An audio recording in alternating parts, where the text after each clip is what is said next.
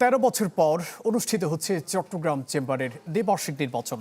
সকাল 9টায় world trade সেন্টারে vote গ্রহণ শুরু হয়ে চলবে বিকেল 4টা পর্যন্ত। দুপুর 12টা পর্যন্ত ভোট পড়ে 12%।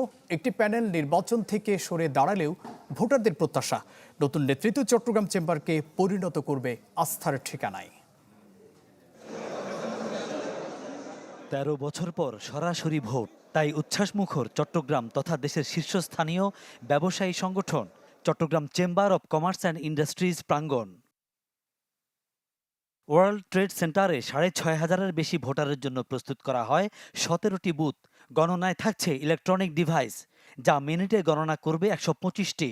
সার্বিক ব্যবস্থাপনায় ভোটারদের সন্তোষ যেমন আছে, ছিল কিছু উদ্বেগও, ছিল আগামীর প্রত্যাশা।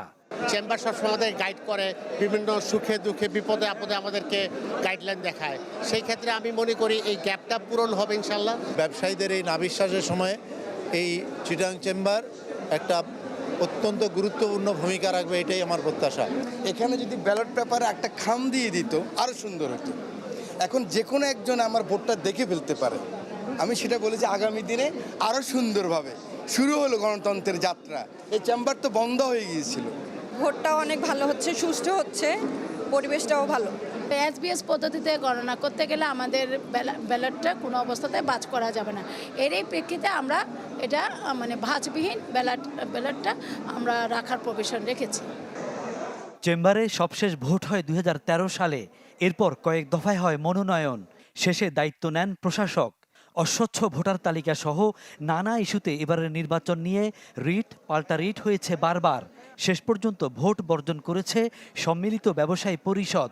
ইউনাইটেড বিজনেস ফোরামের দাবি, সুষ্ঠু ভোটেই হবে আগামীর নেতৃত্ব নির্বাচন। ইরান আর ইসরায়েল আমেরিকার যুদ্ধ, এইটার যে একটা বড় একটা চাপ আছে অর্থনীতির উপরে। নতুন নেতৃত্ব প্রথম এজেন্ডা ধরতে হবে যে কি করে এটার থেকে বাইর হওয়া যায়। স্বতঃস্ফূর্ত পার্টিসিপেশন অভাবনীয়, সবাই আসতেছে। এমনকি আমার মনে হচ্ছে ওই প্যানেলের ভোটাররাও এখানে এসে ভোট দিচ্ছে। যারা নির্বাচন বর্জন করেছেন তারাও কিন্তু অনেক ভোট পাবে। তারা আসলে হয়তো আরও কিছু ভোট বাড়ত। আজকে যারা আসে নাই, কালকে চেম্বারের না, বাংলাদেশের অর্থনৈতিক বিনির্মাণে তারা আসবে বলে আমি আশাবাদী। এবার নতুন প্রার্থী যেমন প্যানেলভুক্ত আছেন, আবার রয়েছেন স্বতন্ত্র প্রার্থীও। তাদেরও প্রতিশ্রুতি ব্যবসা বাণিজ্যের সংকট লাঘবের।